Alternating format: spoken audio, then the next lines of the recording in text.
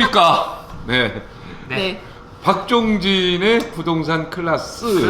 잠깐 서태양 대표 책 얘기했잖아요. 네. 그 2021년도 그 서울 주택의 임대 보고서라고 해야지. 네. 정확히 임대 보고서. 얘기하면. 네. 네. 또 이제 자. 다시 또 보시는 분들을 자, 위해서 잠깐 얘기를 소개 좀 한번 해줘. 예. 부탁드릴게요. 사실은 이제 그 서울의 주택이 참 많은데 그렇죠. 그 주택의 대다수가 임대주택이에요. 임대용 주택. 그러니까 월세로 산다. 쉽게 다 말하면. 전세도 다주택자가 있고. 갖고 있는 이제 임대료. 투자를 목적으로 임대를 주려고 갖고 있는 거다 보니까 그렇죠. 과거에는 이제 이런 것들을 사람들이 그게 별로 신경 많이 안 썼어요. 음. 사실은 메인스트림도 아니고 그냥 뭐 월세 사는 사람 40 넘어서 월세 산다? 아 뭐가 이유가 있나 이렇게 생각할 정도였다고 하면 금년에 급격하게 임대 수요자가 너무 늘었습니다. 그러니까 거꾸로 얘기하면 임대 수요자가 는 게 아니라 전세가 없어졌죠.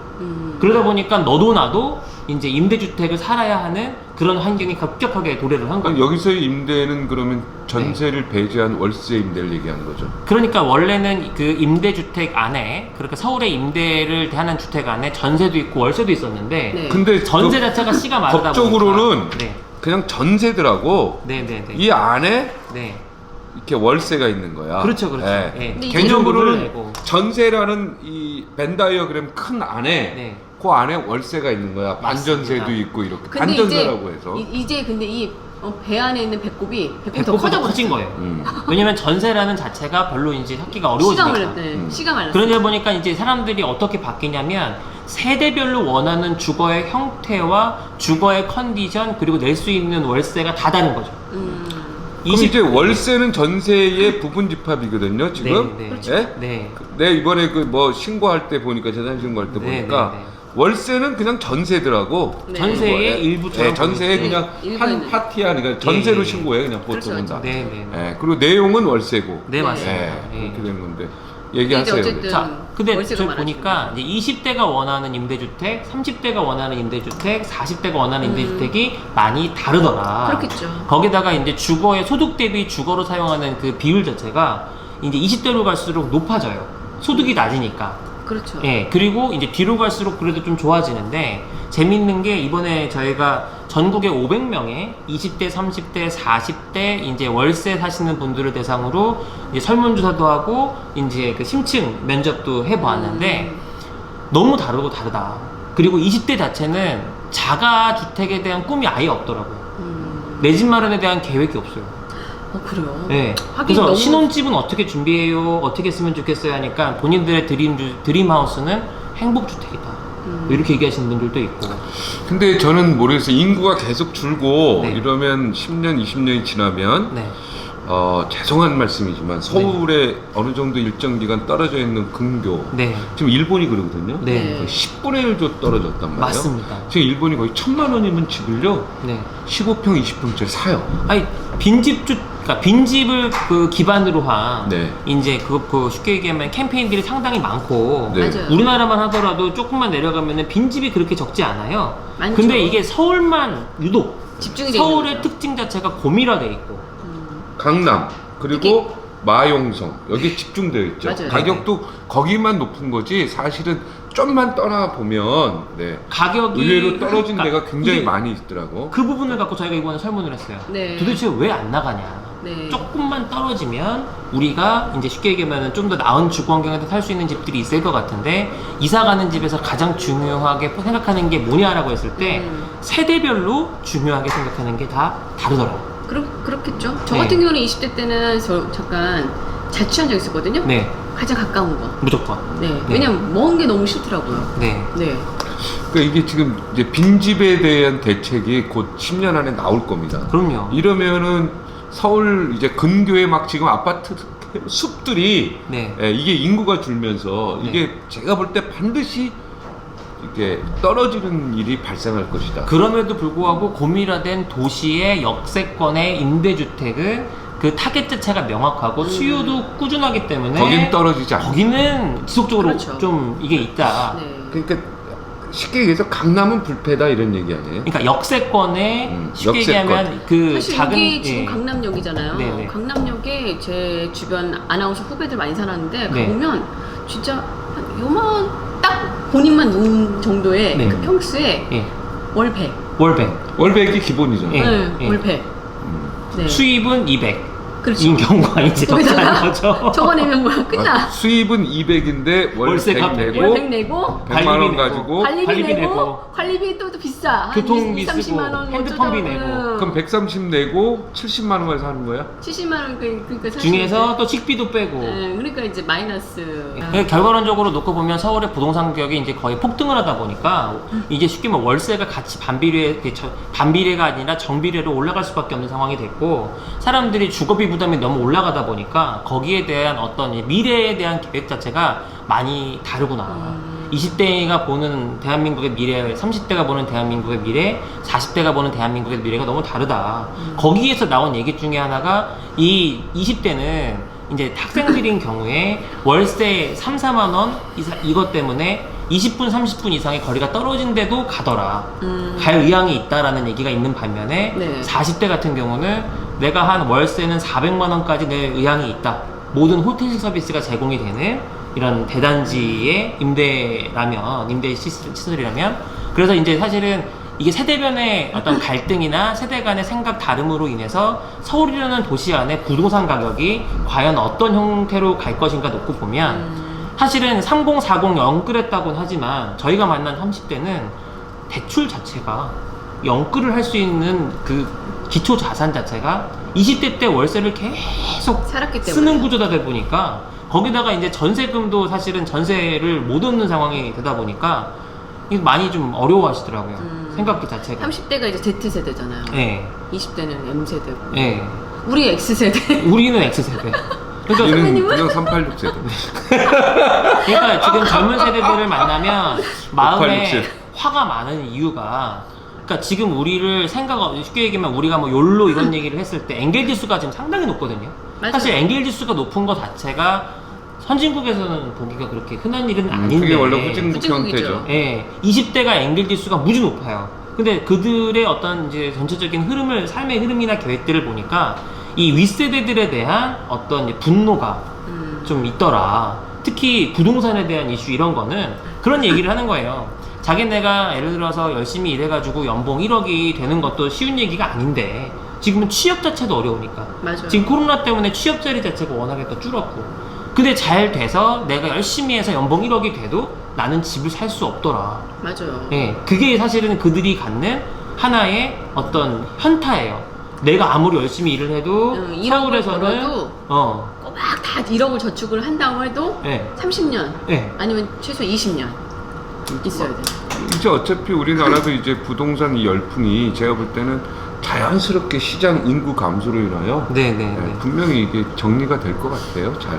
그래서 결과론적으로 지금 현실적으로 그럼 뭐가 필요하냐 이들한테. 그래서 이제 나름대로 저희 보고서 안에 제안을 하고 있는 건, 지금 이제 그 아파트만 너무 바라보지 말고, 그러니까 사실은 서울에 1000만이 넘는 인구 중에서 이제 아파트 거주자들도 있겠지만 비아파트 거주자들이 훨씬 많고, 그리고 이제 어떻게 보면은 그 주거의 사각지대에 몰려서 이제 쉽게 얘기하면은 자기의 삶의 품질 자체가 너무 극단으로 치닫는 상황들이 특히 젊은 세대에 심각하더라고요. 맞아요. 그러니까 시드머니 자체, 그러니까 종잣돈 자체를 부모님이 물려주신 경우 빼고 자기가 스스로 열심히 노력해서 미래를 그릴 때 난 이런 집에 살아야겠다, 이런 집을 사야겠다를 사실 서울에서는 꿈꾸기가 많이 어렵죠. 어려워졌다. 그래서 어렵죠. 결론은 뭐예요? 그 책의 결론은? 저희가 말씀드리는 건, 그래서 이제 그 땅값은 정부가 이제 잡을 수 있는 건 싱가포르처럼 가야 되지 않겠냐. 그러니까 정부가 주요 요지에 토지를 소유하고 민간 사업자들한테 토지를 잘 빌려줘서 다양한 그 임대주택들이 경쟁력 있는 상품을 갖고 나와줘야 결국 어차피 지금 상황에서 월세를 살 수밖에 없는 임대 수요자들의 주거 품질이 올라가지. 아니면 지금 저희 책이 재밌는 게 이 극화가 돼 있어요. 드라마처럼 앞부분은. 네. 그러니까 저 말고 8명이 같이 썼는데 8명이 다 자기가 월세 살았다는 얘기를 쓴 거예요. 거의 저희 같이 한 필진이 서울대학교 부동산학회 SRC. 네. 그 친구들이 이제 참여를 해줬고. 아니 근데 네. 책 커버는 서태양 대표만 있어도 대표 저자. 내가 돈을 댔어요. 9명 그렇지. 됐어. 이거 책을 쓰는데 저 우리가 책의 최대 주주지. 네. 어차피 1억을 넘게 책의 줄였어. 주주만 나오는 혼자만 거야. 있길래 나는 같이 그책 읽어보시면 네. 저는 그냥 소장으로서 열심히 한번 정치적인 읽어보세요. 거고 네. 보시면은 뭐가 보이냐면 이렇기 때문에 임대주택 시장이 이게 망할 수가 없겠다. 이거 서울에서의 결론 임대주택 얘기하면 시장. 안 돼. 결론은 책을 결론은 통해서 망할 수가 책을 없다. 통해서. 서울에서의 임대주택. 망할 수가 없습니다. 그러니까 근데 저는 이런 생각이 들어요. 지금 20대가 이렇게 집을 가질 꿈도 못 꾸는 거. 네. 저도 집을 처음 산 게 40대 중반이었으니까. 네. 예, 우리 세대 때도 막 20대 때 집 산 사람은 없었다 사실은. 그럼요. 예, 그러니까 그래도- 너무 막 그래도 초조해 하실 그래 필요 없다. 선배랑 우리 때는 꿈을 가질 수 열심히 있었잖아요. 벌어서 10년 뒤에 내 직장만 해야지라는 게 있는데 네. 지금 이제 MZ 저는 세대는 정말 없었어요. 저는. MZ 세대는 사실은 이게 그냥 선배님은 어쩌다 애를 보니까. 넷 낳다 그러니까 보니까 이제 저는 어쩌다 보니까 집 이렇게 융자 애를 다 끼고 겨우 한 채 한 애를 거지. 애가 내면. 네, 넷을 이게 낳다 상상을 보니까 못했어요. 그래서 내가 경매 시장 막 이런 쪽을 관심 있게 봤었거든요. 네. 네. 예, 그러니까 좀 관심 있게 보시고 네. 공부도 좀 많이 하시고 공부를 조금 하셔야 되고 관심이 있어야 돼요. 네 일단은. 맞아요. 제가 이제 윤희정 우리 아나운서를 굉장히 부러워했던 게 같이 같은 회사 다니면서도 여기 관심이 있으니까 네. 그게 막 뛰어다니고 분석하고 가더라고. 근데 나는 아예 관심이 없어 버리니까 네. 그러니까요. 저 그거를 주말에 그냥 못했어요. 한번 땅 보러 가고 네. 아파트 보러 가고 구경. 그때 좀 같이 좀 가자 선배 그렇게 해야 되는데 네. 그때는 나를 취급도 안 하더라고. 아니 대선배시니까. 그래서 내가 좀 네. 하여튼 좀 서운한 게 결론은 있었죠. 좋은 임대주택이 네. 좀 많이 나왔으면 좋겠다. 네. 현실을 부정할 수 없기 때문에 받아들인다면 네. 다양한 좀 이렇게 정책의 입안을 통해서 결국에는 네. 경쟁력 있는 임대주택 공급이 좀 됐으면 좋겠다. 뭐 네. 이 정도로 일단 예. 언급하겠습니다. 근데 아무튼. 저한테 20, 30대 너무 초조해 하실 필요 없습니다. 예. 네. 예. 우선은 뭐 시대는 계속 20대부터 바뀌니까. 저도 20대부터 늘 부동산 관심 많았거든요. 네. 그러니까 여러분도 지금부터 열심히 또 준비하시면 근데 관심은 가져라. 맞아요. 공부도 관심은 하고 꼭 관심 가지고. 공부는 하셔야 돼요. 부동산 클래스 보시면 되죠. 그럼요. 요 정도만 보시면 네네. 돼요. 네. 10분짜리 요거 하나만 좀 딱 네. 보시면. 이게 조금 감을 잡는 게 중요하다. 네네. 너무 관심이 없으면 이 동떨어진 삶을 살다 보면 저처럼 거의 50 다 돼서 집을 마련하는 경우가 있다. 그러니까 아유. 제가 이번에 요거를 조사하면서 그래도 집주인들이 어떻게 집주인 됐나? 네. 건물주가 어떻게 건물주 됐나? 이런 얘기들도 나오는데 이렇게 열심히 노력해가지고 나중에 부자가 돼가지고 건물을 사는 경우보다는 빚을 내더라도 건물을 사서 갖고 있다 보니까 부자가 되는 케이스가 훨씬 더 그렇지. 많더라고요. 맞아. 야, 이거 중요한 얘기예요. 내가 맨날 그거를 요거 별표 3개 해야 돼. 그거를 누구한테 얘기하거든? 어. 뭐 저기 왕? 왕모 씨한테? 이거 별표 3개 해야 돼. 근데 그 중요 인간은 표시 그걸 세 개. 안 들어. 그치? 빚은 돈을 안 벌어서 건물을 사는 게 아니고 빚은 안 네. 된다고. 빚을 내서 건물을 사서 그죠? 네, 네. 어떻게든 빚을 내서 건물을 사서 부자가 된다. 결과론적으로 보니까 이게- 그런 분들이 많더라. 아니, 결과가 아니라 그게 맞아요. 맞아요. 왜냐하면 부동산 가격이 이제 쉽게 말하면 인플레이션이나 물가의 상승처럼 계속 올라가는데 아직까지는 그렇게 돼서 부자가 된 분들이 많더라. 네, 빚도 결국에는 자산이니까. 그렇지. 그러다 빚을 낼 수 보니까- 있는 능력 자체가 개인의 자산이고 은행에는 돈이 많다.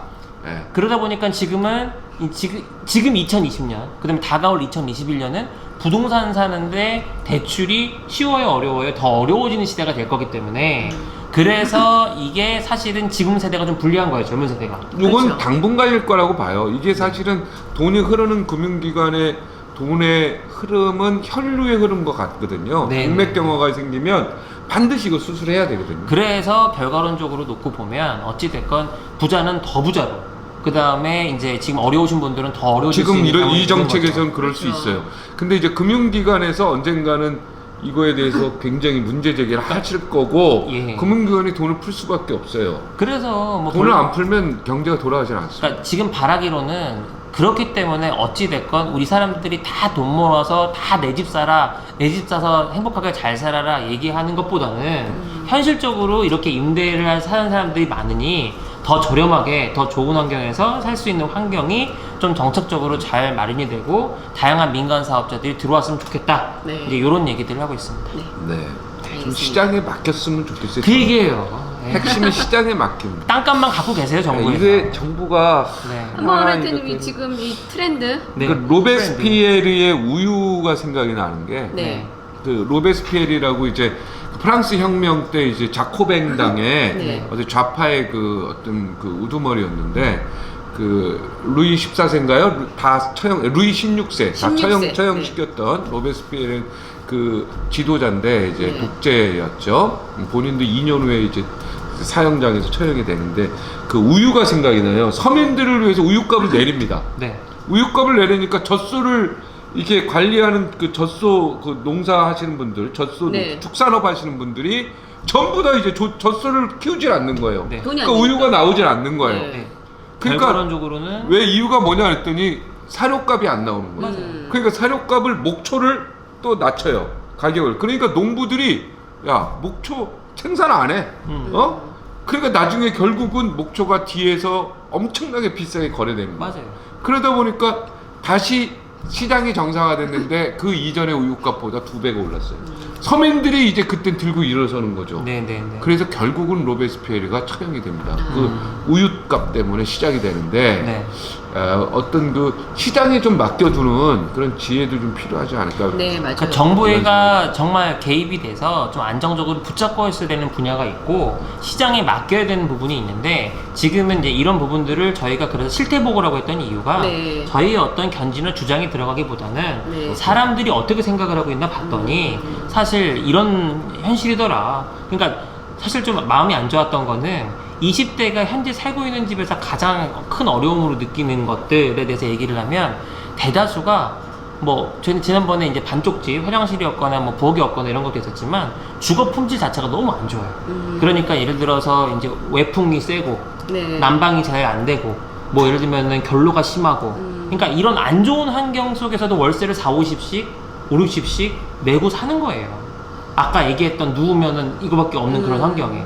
근데 이런 것들은 사실 시장의 분위기만 조금 바꿔주고 방향만 잘 잡아줘도 4, 50이 아니라 이 사람들은 사실 주거비를 제대로 내고 살려면 한 20 미만? 15?